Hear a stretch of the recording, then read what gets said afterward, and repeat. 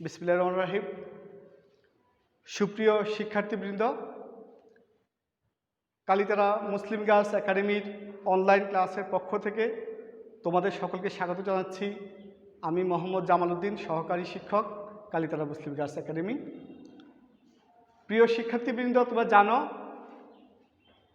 Corona virus যখন আমাদের দেশে প্রাদুর্ভাব দেখা দেয় তখন থেকেই আমরা আমাদের সুযোগ্য সভাপতি এবং প্রধান শিক্ষকের নির্দেশক্রমে আমরা জুমের মাধ্যমে আমরা ক্লাস পরিচালনা করি।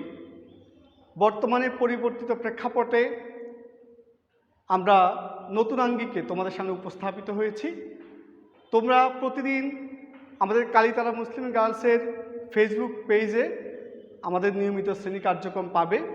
আশা করি তোমরা আমাদের শ্রেণী কার্যক্রমগুলো দেখবে এবং উপকৃত হবে। প্রিয় শিক্ষার্থীরা, আমি আর কথা বাড়াবো না।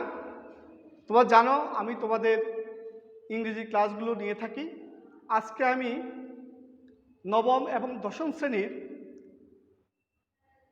ইংরেজি দ্বিতীয় পত্রের ক্লাস নেব এবং আমি আজকে সেন্টেন্স সম্পর্কে আলোচনা করব। তো কেন সেন্টেন্স সম্পর্কে আলোচনা করব এই বিষয়টা একটু বলে রাখি। আমার মূল উদ্দেশ্য হচ্ছে আমি তোমাদেরকে ট্রান্সফরমেশন করাবো, কিন্তু আমরা ট্রান্সফরমেশন করার ক্ষেত্রে আমরা দেখেছি আমাদের শিক্ষার্থীরা সেন্টেন্স সম্পর্কেও তাদের সঠিক ধারণা থাকে না থাকার কারণে আমরা ট্রান্সফরমেশন যতই তাদের করার চেষ্টা করি না কেন তারা ওই বিষয় বুঝতে পারে না। সুতরাং আমি প্রাথমিকভাবে সেন্টেন্স নিয়ে আলোচনা শুরু করে তারপরে আমি ট্রান্সফরমেশন দিকে যাব।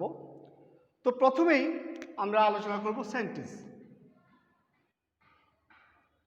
তো শিক্ষার্থীরা, অষ্টম শ্রেণী পর্যন্ত আমরা সাধারণত অর্থের দিক থেকে সেন্টেন্সের 5 প্রকার এই বিষয়গুলো নিয়ে আমরা আলোচনা করেছি। তোমরা জানো অর্থের দিক থেকে সেন্টেন্স হচ্ছে 5 প্রকার। কি?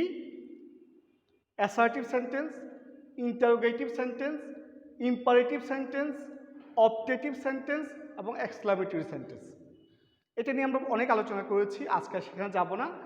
আজকে আমরা গঠনের দিক থেকে সেন্টেন্স 3 প্রকার এই বিষয়টা নিয়ে আলোচনা করব। তো আমরা লিখে দিচ্ছি স্ট্রাকচার বা গঠনের দিক থেকে সেন্টেন্স 3 প্রকার, যথা সিম্পল সেন্টেন্স,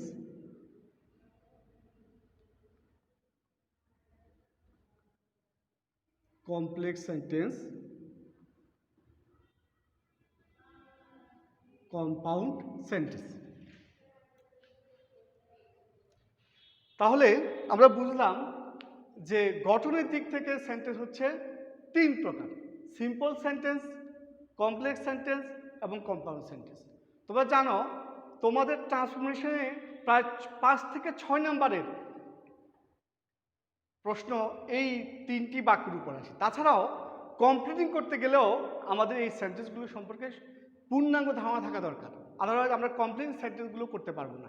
সুতরাং আজকের ক্লাসটা তোমরা খুব মনোযোগ সহকারে দেখবে, যাতে তোমরা ওই বিষয়গুলো যখন আমরা আলোচনা যাব তোমরা যাতে ক্লিয়ার হতে পারো। তো যাই হোক, আমরা প্রথমেই সিম্পল সেন্টেন্স নিয়ে আলোচনা করি। What is simple sentence?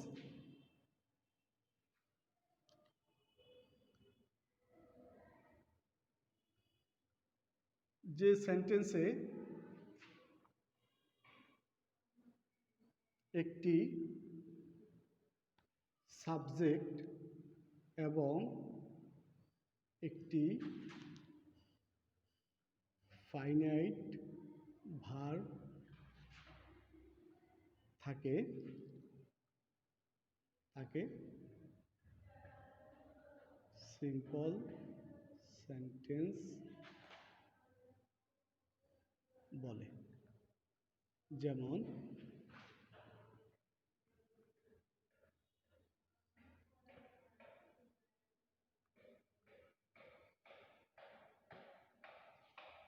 প্রিয় শিক্ষার্থীরা, দেখো এ বাক্যে সাবজেক্ট ভার্ব, একটি সাবজেক্ট এবং একটি ভার্ব, এটি হচ্ছে সিম্পল সেন্টেন্স।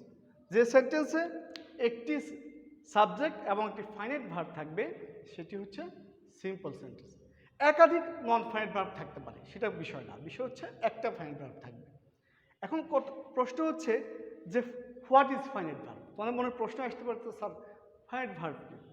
ফাইনাইট ভার্ব সম্পর্কে আমরা আলোচনা করেছি অতীতেও, ভবিষ্যতে প্রয়োজনে আমি ভার্ব নিয়ে আরেকটা ক্লাস করব।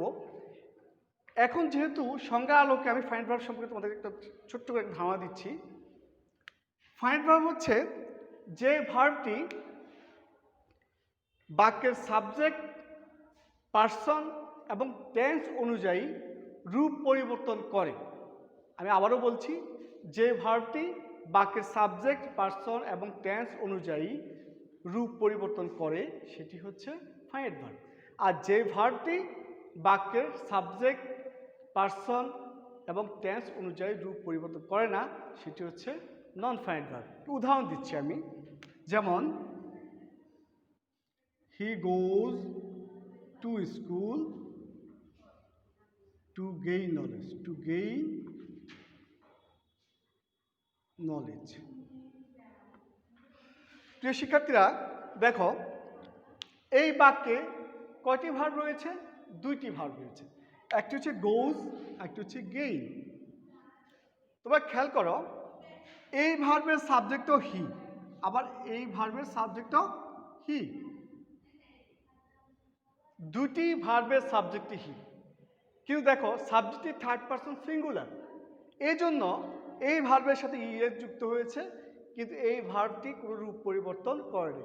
কেন করে নেই তারও কিন্তু একটা আলোচনা আছে। এই ভার্বটি কেন রূপ পরিবর্তন করলো না তারও কারণ রয়েছে, সে কারণটা অন্য কারণ, সেটা এখন আলোচনা যাব না। তবে মুদ্রা কথা হচ্ছে যে যে ভার্বটি রূপ পরিবর্তন করেছে সেটি হচ্ছে ফাইনাইট, সে তার বাকি সাবজেক্টের, পার্সন এবং টেন্স হয়ে রূপ পরিবর্তন করেছে, সুতরাং এটি ফাইনাইট ভার্ব। আর যে ভার্বটি রূপ পরিবর্তন করে নাই সেটি হচ্ছে নন ফাইনাইট। যাই হোক, আশা করি তোমরা ফাইনাইট ভার্ব এবং নন ফাইনাইট ভার্ব সম্পর্কে সংক্ষেপে জেনেছ। তাহলে বুঝলাম যেই সেন্টেন্সে একটি সাবজেক্ট এবং একটি ফাইনাইট ভার্ব থাকবে সেটি হচ্ছে সিম্পল সেন্টেন্স। এই পর্যায়ে আমরা জানব হোয়াট ইজ কমপ্লেক্স সেন্টেন্স।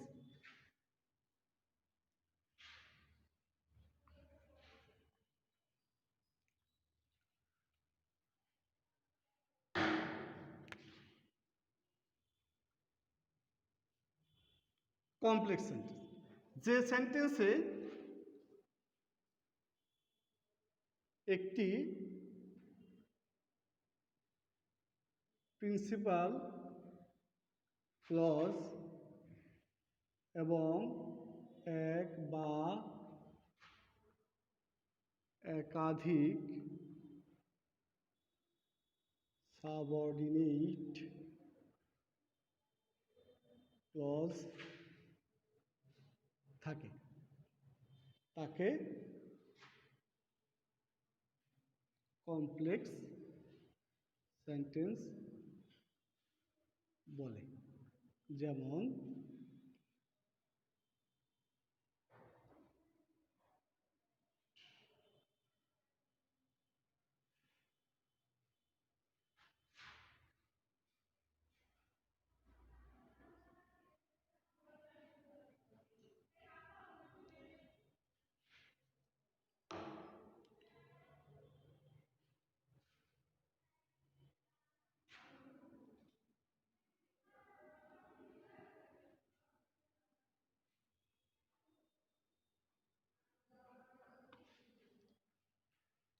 প্রিয় শিক্ষার্থীরা খেয়াল করো, আমি দুটি বাক্য লিখেছি। একটি হচ্ছে although he is rich he is unhappy, এটি হচ্ছে একটি কমপ্লেক্স বাক্য। আবার লিখেছি I know that he is unhappy, এটি হচ্ছে কমপ্লেক্স। কেন একটি কমপ্লেক্স বাক্য? কেননা এখানে একটি প্রিন্সিপাল ক্লজ রয়েছে এবং একটি সাবঅর্ডিনেট ক্লজ রয়েছে। এটি হচ্ছে প্রিন্সিপাল ক্লজ, এটি হচ্ছে সাবঅর্ডিনেট ক্লজ। আবার দেখো আই নো, এটি হচ্ছে principal clause, that he is unhappy, এটি হচ্ছে সাবঅর্ডিনেট ক্লজ। এখন কেন কেন এটি প্রিন্সিপাল ক্লজ, কেন এটি সাবঅর্ডিনেট ক্লজ, এটি আবার ক্লজে আলোচনা। তো আমি পরের ক্লাসটি তোমাদের ক্লজ এবং প্রেস নিয়ে আলোচনা করব। সংক্ষেপে তোমাদেরকে বলে দেই, যেই ক্লজটি অথবা যে বাক্যাংশটি অন্য অংশের উপরে ডিপেন্ড করে না বা নির্ভর করে না, সেটি হচ্ছে প্রিন্সিপাল ক্লজ। অর্থাৎ যে ক্লজটি অন্য ক্লজের উপরে নির্ভরশীল না হয়ে নিজেই তার অর্থ প্রকাশ করতে পারে, সেটি হচ্ছে প্রিন্সিপাল ক্লজ। আর যে ক্লজটি প্রিন্সিপাল ক্লজের উপর নির্ভরশীল না হয়ে অর্থ প্রকাশ করতে পারে না, সেটি হচ্ছে সাবঅর্ডিনেট ক্লজ। তোমরা দেখো, হি ইজ আনহ্যাপি, আমরা যদি এটাকে বাদ দিয়ে দিই তাহলে কিন্তু অর্থ প্রকাশ করতে পারছে, হি ইজ আনহ্যাপি, সে অসুখী। কিন্তু অলদো হি ইজ রিচ, যদিও সে ধনী, যদিও সে ধনী, সে কিন্তু পূর্ণাঙ্গ অর্থ প্রকাশ করতে পেরেছে, পায়নি। সুতরাং এই অংশটি হচ্ছে সাবঅর্ডিনেট ক্লজ। তো প্রিয় শিক্ষার্থীরা, যেই সেন্টেন্সে একটি প্রিন্সিপাল ক্লজ এবং এক বা একাধিক সাবঅর্ডিনেট ক্লজ থাকবে, সেটি হচ্ছে কমপ্লেক্স সেন্টেন্স। তাহলে এটি প্রিন্সিপাল ক্লজ, এটি সাবঅর্ডিনেট ক্লজ, এটি প্রিন্সিপাল ক্লজ, এটি প্রিন্সিপাল ক্লজ, এটি সাবঅর্ডিনেট ক্লজ। সুতরাং এই বাক্যটি হচ্ছে কমপ্লেক্স সেন্টেন্স। প্রিয় শিক্ষার্থীরা, সাবঅর্ডিনেট ক্লজ চেনার কিছু উপায় আছে। সাবঅর্ডিনেট ক্লজের শুরুতে কিছু কনজাংশন থাকে। এই ক্লজগুলো দেখেই তোমরা কিন্তু বুঝতে পারবে এটি হচ্ছে সাবঅর্ডিনেট ক্লজ। আমি লিখে দিচ্ছি, তাহলে তোমরা বুঝতে পারবে। আমি একটু লিখে দিই যাতে তোমরা বুঝতে সুবিধা হয়।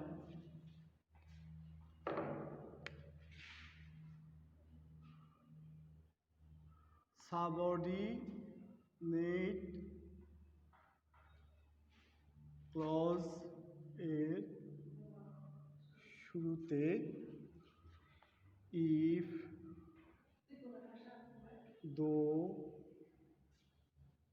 অলদো, সো,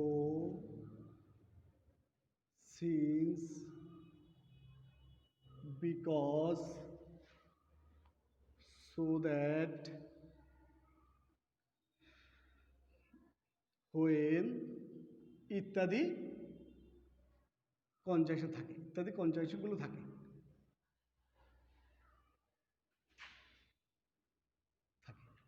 এই শব্দগুলো দেখেও কিন্তু আমরা সাবঅর্ডিনেট ক্লজ চিনতে পারি। যেই ক্লজের শুরুতে এই শব্দ, এই কনজাংশনগুলো থাকবে, সেটি হচ্ছে সাবঅর্ডিনেট ক্লজ। এটা সহজে চেনার উপায়, ঠিক আছে?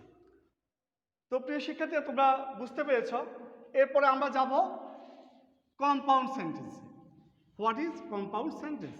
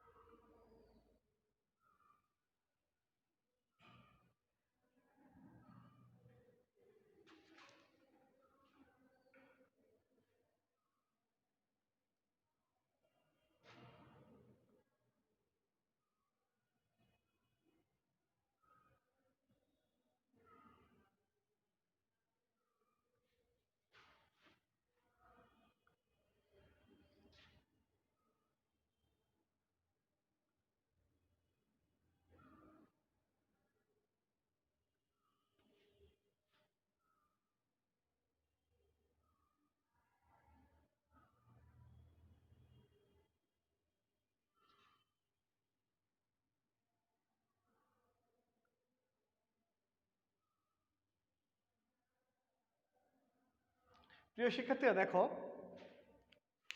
কম্পাউন্ড সেন্টেন্স কীভাবে হবে। যখন একাধিক প্রিন্সিপাল ক্লজ, যখন দুইটি principal clause and, but, yet, or, therefore ইত্যাদি কোঅর্ডিনেটিং কনজাংশন দ্বারা যুক্ত হবে, তখন তাকে আমরা বলবো কম্পাউন্ড সেন্টেন্স। যেমন রিড, এখানে দেখো রিড পড়ো, এখানে কিন্তু উজ্জ আছে ইউ, মানে ইউ রিড, হ্যাঁ, অর একটি কনজাংশন ইউ উইল ফেইল, তাহলে এটি একটি প্রিন্সিপাল ক্লজ, এটি একটি প্রিন্সিপাল ক্লজ, অর কনজাংশন দ্বারা যুক্ত হয়েছে, সুতরাং এটি একটি compound sentence. I went there and conjunction I found him reading, হ্যাঁ, আই ফাউন্ড হিম রিডিং, এখানে আই আছে কিন্তু যখন অ্যান্ড দ্বারা দুটি ক্লজ যুক্ত হয়, যদি দুটো সাবজেক্ট একই হয় তাহলে পরে ওই সাবজেক্ট দিতে হয় না। সুতরাং আই ওয়েন্ট দেয়ার এটি একটি প্রিন্সিপাল ক্লজ এবং আই ফাউন্ড হিম রিডিং এটি হচ্ছে একটি প্রিন্সিপাল ক্লজ। সুতরাং দুটি প্রিন্সিপাল ক্লজ যখন কোঅর্ডিনেটিং কনজাংশন দ্বারা যুক্ত হবে তখন সেটি হচ্ছে কম্পাউন্ড সেন্টেন্স।